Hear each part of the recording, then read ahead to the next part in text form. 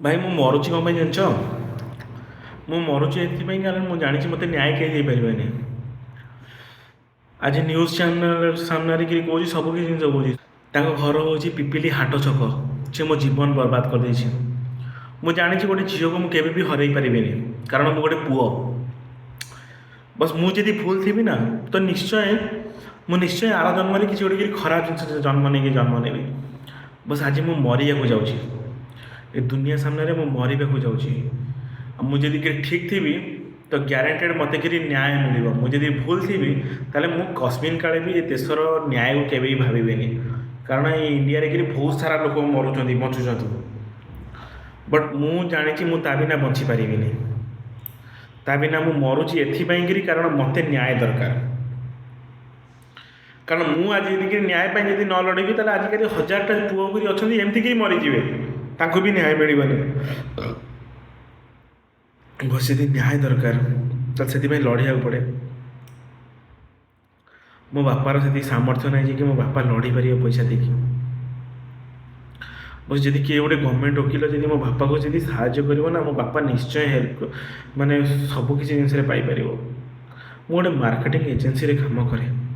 ମୁଁ କିଛି ଏତେ ବଡ଼ କୋଟିପତି ନୁହେଁ, ମାନୁଛି। ହଁ, 1,00,000-1.5 ଲକ୍ଷ ଟଙ୍କା ଇନକମ୍ କରେ। କିନ୍ତୁ 1,00,000-1.5 ଲକ୍ଷ ଟଙ୍କା ଆଜିକା ଦୁନିଆରେ କିଛି ବି ନୁହେଁ। ମୁଁ ପ୍ଲିଜ୍, ମୁଁ ଓଡ଼ିଶାବାସୀ ଯଦି ସତରେ ଯଦି ଗୋଟେ ପୁଅର ଯଦି ନ୍ୟାୟ ଚାହାନ୍ତି ନା, ଗୋଟେ ପୁଅ ଯଦି ତା ନିଜ ଇଜ୍ଜତ, ପ୍ରେଷ୍ଟିଜ୍, ସେଲ୍ଫ ରେସ୍ପେକ୍ଟ ସବୁ କିଛି ଛାଡ଼ିକି ଯଦି ମିଡ଼ିଆ ସାମ୍ନାକୁ ଆସୁଛି ନା, ପ୍ଲିଜ୍ ତାକୁ ନ୍ୟାୟ ଦିଅ। ମୁଁ ଆଜି ଦେଖ ତୁମ ମିଛ କହିବିନି, ଦେଖ ସେଠି ରସି ଟାଙ୍ଗିକି ରଖିଛି। ମୁଁ ଆଜି ସବୁଦିନ ପାଇଁ ମୁଁ ମରିଯିବି। କାରଣ ମୁଁ ଜାଣିଛି ମୁଁ ଆଜି ବଞ୍ଚିବି ଯଦିକିରି ମୋ ଦୁନିଆ, ମୋ ନିଜ ଲାଇଫ୍ ବର୍ବାଦ ହେଇଯିବ। ମୁଁ ଆଜି ମରିବି ସତ, ବସ୍ କିନ୍ତୁ ପ୍ଲିଜ୍ ମୋତେ ନ୍ୟାୟ ଦିଅ। ପ୍ଲିଜ୍ ମୋତେ ନ୍ୟାୟ ଦିଅ। ଯଦି ସତରେ ଯଦି ଦୁନିଆରେ ଯଦି ସବୁ ଲୋକ ଅଛନ୍ତି, ସବୁ ମାନେ ମୋ ଗର୍ଲଫ୍ରେଣ୍ଡ ମୋତେ କହିଲା ମୁଁ କୁଆଡ଼େ ଗୋଟେ ଛକା, କାରଣ ମୁଁ କାନ୍ଦୁଛି। ଯଦି ସତରେ ଯଦି କିଏ ଛକା ବଂଶଜ ଯଦି ବି ଥିବେ ନା, ମୋତେ ନ୍ୟାୟ ଦେବେ। କାରଣ ସମସ୍ତେ ଯାତ୍ରାରେ କିଏ କ'ଣ ଡାଇଲଗ୍ କହିଦେଲା ସେ ସେଥିପାଇଁ ବାହାରୁଛନ୍ତି।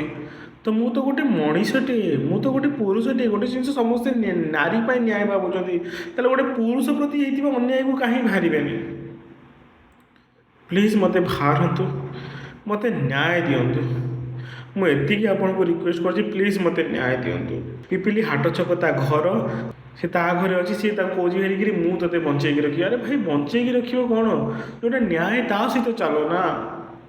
ବସ୍ ସିଏ ଗୋଟେ ପୋଲିସ୍ ଅଫିସର ବୋଲିକିରି ସେ ମୋ ସହିତ ଖେଳୁଛନ୍ତି। ପ୍ଲିଜ୍, ମୁଁ ଯଦି ଭୁଲ ଯଦି ଥିବି ନା, ତ ମୋ ପ୍ରତି ଅନ୍ୟାୟ ହଉ, ମୁଁ ବି ଆଗ୍ରି ଅଛି। ମୁଁ ଯଦି ଠିକ୍ ଥିବି ନା, ପ୍ଲିଜ୍ ମୋତେ ନ୍ୟାୟ ଦିଅନ୍ତୁ। ପ୍ଲିଜ୍, ମୁଁ ଆପଣଙ୍କ ଗୋଡ଼ ତଳେ ପଡ଼ୁଛି। ପ୍ଲିଜ୍ ମୋତେ ନ୍ୟାୟ ଦିଅନ୍ତୁ। ପ୍ଲିଜ୍ ମୋତେ ନ୍ୟାୟ ଦିଅନ୍ତୁ। ମୁଁ ମିଛ କହିବିନି, ବଟ୍ ମୁଁ ବହୁତ କଷ୍ଟ ସହିଣି। ମୁଁ ଆଉ କଷ୍ଟ ସହିପାରୁନି। ମୋ ପାଖରେ ଆଉ ସାମର୍ଥ୍ୟ ନାହିଁ ଭାଇ। ପ୍ଲିଜ୍ ମୋତେ ନ୍ୟାୟ ଦିଅନ୍ତୁ। ମୋ ପାଖରେ ସତରେ ଆଉ ସାମର୍ଥ୍ୟ ନାହିଁ।